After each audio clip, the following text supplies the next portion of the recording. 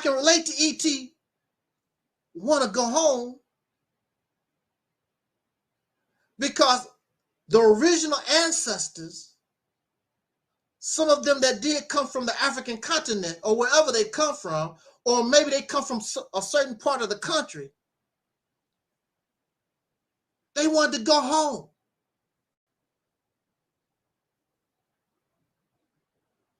It was never meant to be. Never meant to be. So I can shed tears. And I feel no shame in sharing the grief and the pain of others.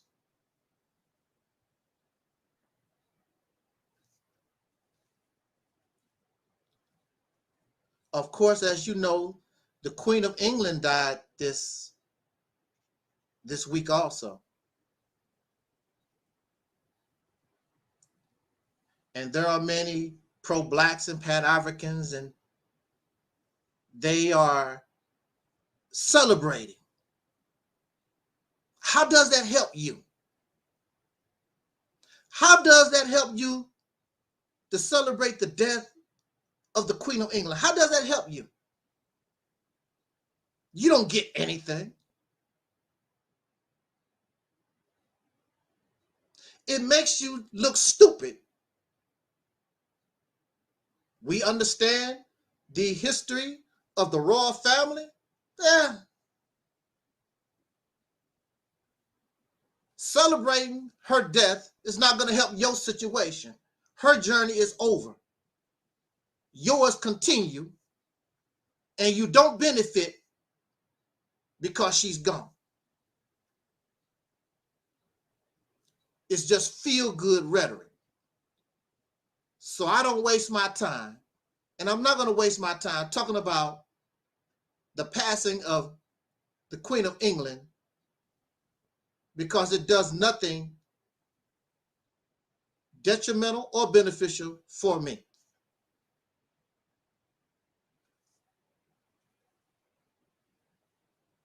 It is uncivilized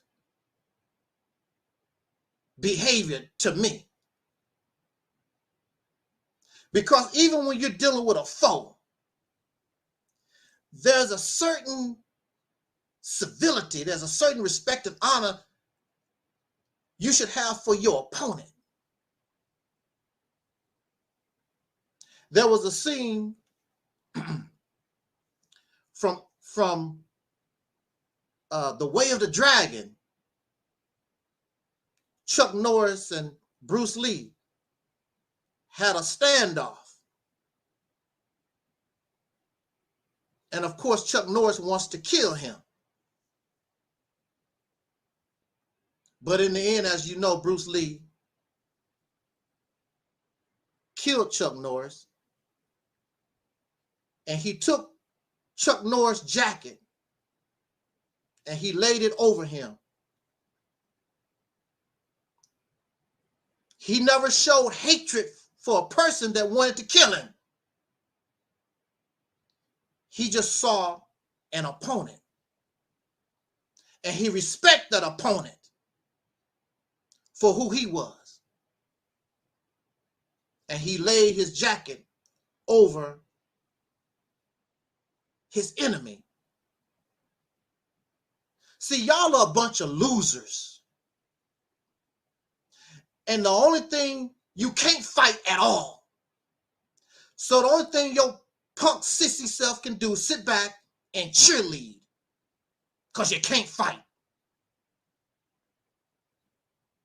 Her people, the Queen of England, whoop your ass. And you don't know what to do, and you can't fight back.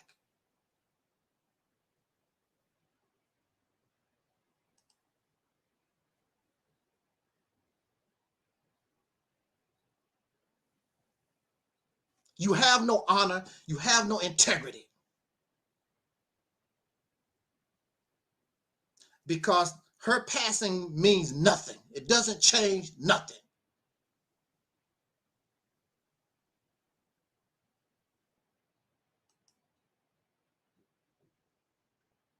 We're not going to waste our time. Our time is going to be dedicated to the healing and the development so that we can get strong like her people. And if necessary, take back what you claim they stole. Cheerleading because a 90-some-year-old woman died who lived a incredible life. That don't help me. That don't help you at all.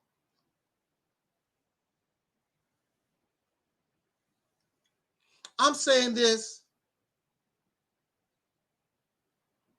to bring to us, I could be wrong. I could be wrong. I could be in error. I'm subject to error. I don't claim perfection. The Deacons of Reality, anybody that talk to me, know that I'm open to, and I listen to another point of view because I could be wrong. I don't want to be in error. I don't want to be wrong. Now I'm going to make you prove it. It's got to sound logical. And it might take me a few days to get through my thick skull. But I'm going to embrace the truth. I'm going to embrace logic and reason. That's what this platform stands on.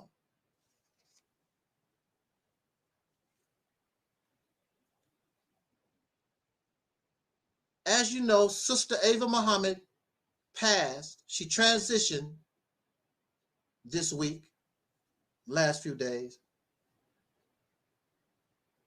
And I'm talking about emotion.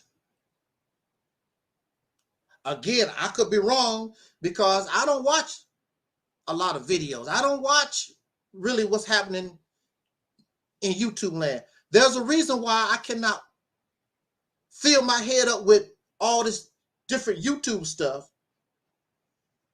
It's because it will taint, it will clog my own thinking process. And I don't want to get caught up in that. I don't want to mix with that because that is not real. I could be incorrect. I have not seen enough.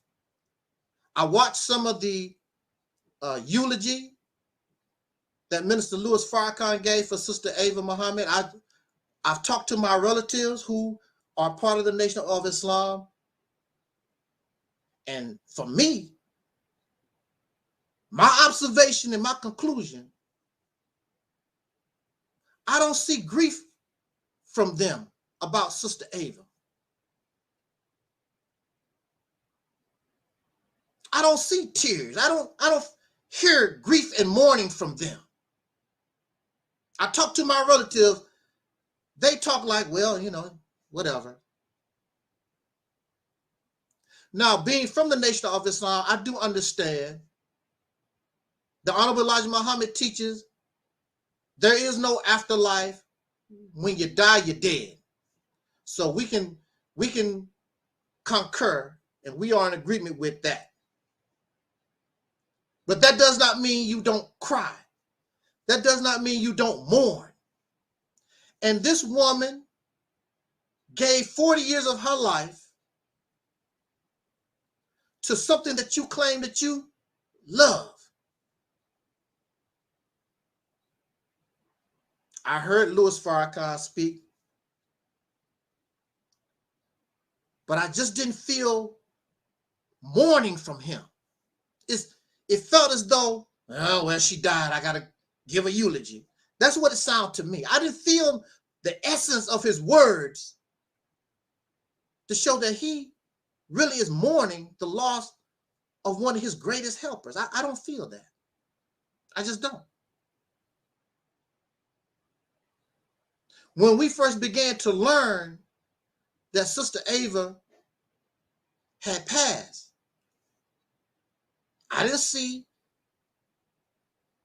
no big deal, no like, wow, you know, I didn't really see no big uproar of grief and shock. I am subscribed to Wesley Muhammad. I am subscribed to Brother Ben X. And to my knowledge, I haven't heard them speak about the national representative of Louis Farrakhan. Ava Muhammad had the same position that Malcolm X had to Elijah Muhammad to Louis Farrakhan. She was his national representative. She went from sister captain to the, I believe, the Southern Regional Minister or something to that effect. Then she rose to his national spokesperson. You would think that would be a great loss for the Nation of Islam. I don't see it from them. I just don't. That's the point I wanted to make. Because some of us, we are in these organizations. Some of us are part of these cliques. And when the smoke clears, you was just something to use. Nobody really cared nothing about you like that. We don't even know why Sister Ava passed. Keeping a secret, is undercover. She was diagnosed with cancer in 1983. So it couldn't be the cancer. I mean, it could be, but she lived 40 years after the diagnosis with cancer. So to me, I just don't see the emotion, the outpouring of emotion and mourning. And now she's gone, it's over. I just don't see it. And I bring this up because I know that people use folks. And once you can't be used anymore, oh well. My uncle died a few years ago. He was a captain. He'd been with Minister Farrakhan over 30 years. Nobody cared. After he died, the phone stopped ringing. Can't be used no more. Minister Farrakhan did not even acknowledge his passing. No email, no card, no nothing.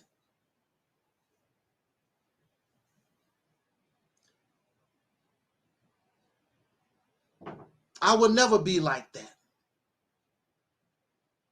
Any of you that sacrifice and we suffer together and we ride together, there's no way I'm not going to shed a tear and let the world know of my loss. It's not going to happen.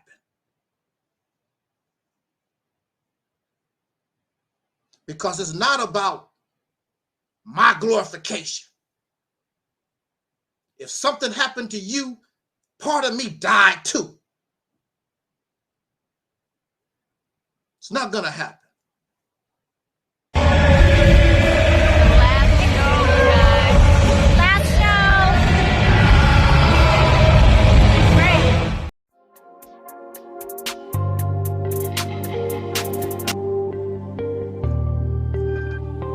And as always in parting, we wish you...